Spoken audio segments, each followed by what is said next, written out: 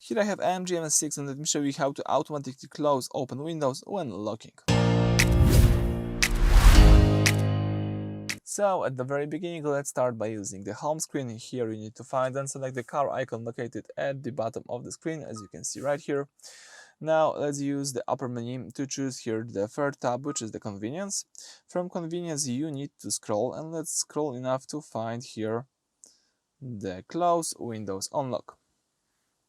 So if you accidentally leave a passenger window cracked open when parking, this smart toggle will automatically roll up all open side windows the moment you press the lock button on your key fob or door handle, preventing rain or theft.